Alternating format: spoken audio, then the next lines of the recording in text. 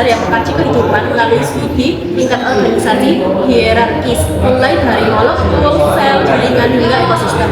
Inti dari biologi adalah memahami kompleksitas kehidupan itu sendiri, dan manfaat utamanya adalah untuk memecahkan masalah praktis seperti mengembangkan pangan melalui bioteknologi atau memahami mekanisme penyakit, yaitu patologi. Lebih dari itu, studi biologi sangat krusial karena melatih penerapan metode ilmiah dan kemampuan berpikir secara kritis yang aplikatif di berbagai bidang, termasuk kedokteran, pertanian. Ekosistem merupakan kesatuan fungsional yang terbentuk dari interaksi dinamis antara komponen biotik dan abiotik.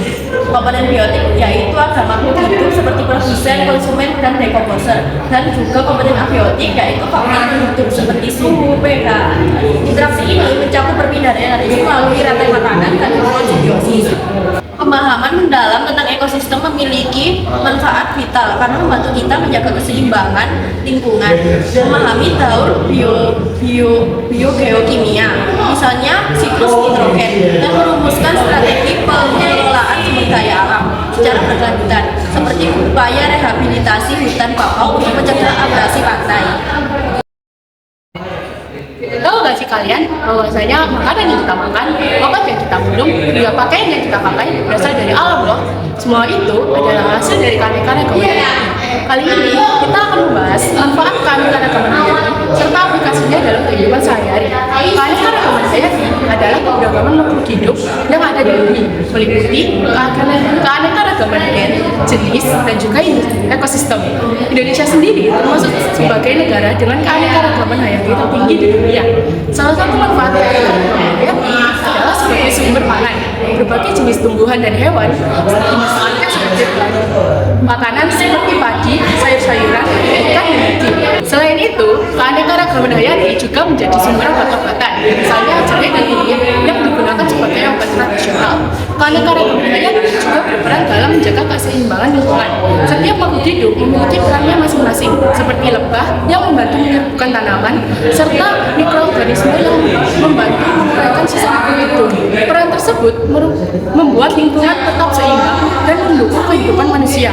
Oleh karena itu, keanekaragaman hayati perlu dijaga dan dilestarikan agar manfaatnya dapat terus dirasakan. Bioteknologi adalah pemanfaatan organ sendiri atau bagian-bagiannya untuk menghasilkan produk atau jasa yang bermanfaat bagi manusia. Terdiri dari dua jenis utama. Yang pertama, bioteknologi konvensional menggunakan mikroorganisme secara alami atau fermentasi. Yang kedua, bioteknologi modern yang menggunakan rekayasa genetika atau DNA.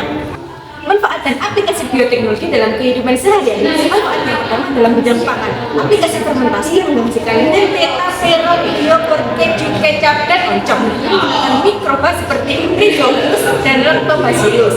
Manfaatnya meningkatkan gizi, mempercepat produksi, dan mengurangi kerusakan makanan. Aplikasi yang kedua dalam bidang kesehatan seperti PCR untuk mendeteksi virus, bakteri, dan juga penyakit bawaan. Manfaatnya untuk pengobatan lebih efektif, deteksi penyakit dan yang cepat dan akurat. Yang ketiga dalam bidang peternakan, aplikasinya seperti vaksin hewan ternak untuk mencegah penyakit. Manfaatnya membuat populasi ternak meningkat, kualitas daging atau susu yang lebih baik. Pertumbuhan dan perkembangan merupakan proses penting dalam kehidupan makhluk hidup. Pertumbuhan adalah bertambahnya ukuran tubuh seperti tinggi, berat, dan juga jumlah sel yang bersifat dapat terukur. Sementara itu, perkembangan adalah proses menuju kedewasaan yang melibatkan perubahan bentuk dan juga fungsi organ. Dalam kehidupan sehari-hari, pertumbuhan dapat dilihat pada manusia yang bertambah tinggi dan berat seiring bertambah usia. Pada tumbuhan, pertumbuhan dapat dilihat dari bertambahnya tinggi batang dan juga jumlah daun. Perkembangan dapat diamati pada perubahan anak menjadi remaja dan dewasa, serta pada tumbuhan yang mulai berbunga dan menghasilkan buah. Proses pertumbuhan dan perkembangan dipengaruhi oleh faktor internal dan juga faktor eksternal. Faktor internal meliputi gen dan juga hormon, sedangkan pada faktor eksternal meliputi nutrisi, air, cahaya, suhu, dan juga lingkungan. Asupan gizi yang cukup dan lingkungan yang sehat sangat penting agar pertumbuhan dan perkembangan dapat berlangsung dengan optimal. Dengan memahami proses pertumbuhan dan perkembangan, manusia juga dapat menjaga kesehatan tubuh serta merawat tanaman dan hewan dengan lebih baik dalam kehidupan sehari-hari. Macam jaringan tumbuhan, beberapa jaringan tumbuhan antara lain epidermis sebagai pelindung, silem untuk mengatur air, dan mineral dari akar ke daun, serta floem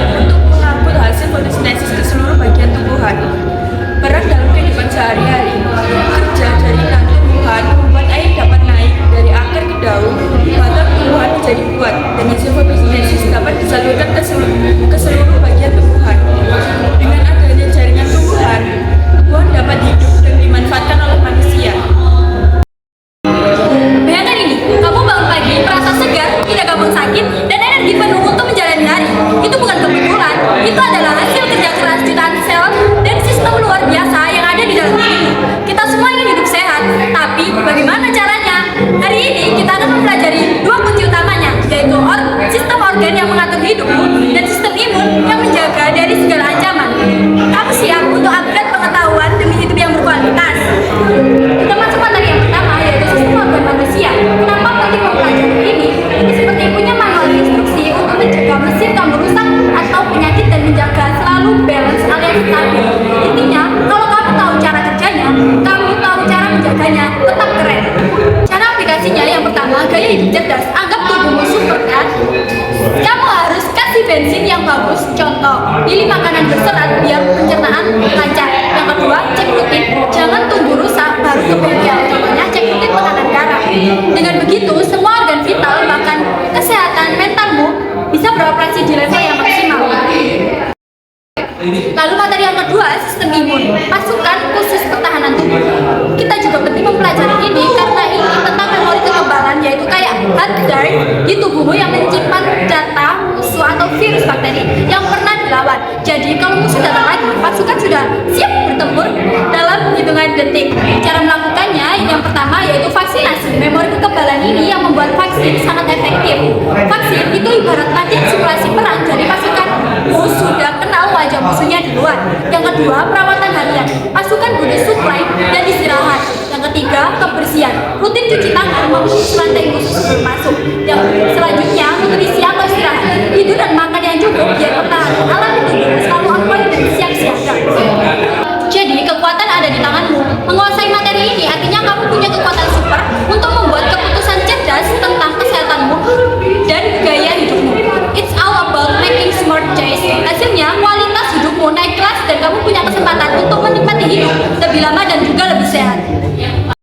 Metabolisme yaitu semua reaksi pada sel tubuh yang melibatkan enzim. Aplikasi enzim dalam kehidupan sehari-hari. Yang pertama dalam bidang pencernaan. Enzim amilase memecah pati pada makanan seperti nasi dan roti. Yang kedua, enzim lipase membantu memecah lemak. Aplikasi yang kedua dalam bidang industri makanan. Lebih mengembang enzim menggunakan enzim ragi, amilase dan aromatase. Yang kedua, keju dan yogurt, enzim melanet dan enzim bakteri. Dan yang terakhir, tempe, tape, kecap menggunakan enzim protase dan amilase dari jamur. Manfaat metabolisme dalam kehidupan. Yang pertama, respirasi sel menghasilkan energi atau ATP agar tubuh bisa bergerak, berpikir dan bernafas. Aplikasinya seperti olahraga dan aktivitas harian. Yang kedua, fotosintesis atau metabolisme tumbuhan menghasilkan oksigen dan glukosa. Aplikasinya dapat sumber pangan, udara bersih, dan bahan bakar biomasa. Dan aplikasi yang ketiga, fermentasi. Proses metabolisme anaerob oleh mikroorganisme. Aplikasinya seperti membuat roti, tape, yogurt, tempe, dan keju. Fotosintesis adalah proses tumbuhan membuat makanan sendiri dengan bantuan cahaya matahari. Bahan yang dibutuhkan dalam fotosintesis, tumbuhan membutuhkan air, karbon dioksida, cahaya matahari, dan klorofil yang terdapat pada daun. Prosesnya, air diserap oleh akar, karbon dioksida masuk melalui stomata, lalu dengan bantuan cahaya matahari, tumbuhan menghasilkan glukosa sebagai makanan dan oksigen. Manfaatnya, fotosintesis sangat penting bagi kehidupan karena menghasilkan oksigen untuk bernafas, menjadi sumber makanan bagi manusia dan hewan, serta membantu menjaga keseimbangan lingkungan. Dengan adanya fotosintesis, kehidupan di bumi dapat terus berlangsung.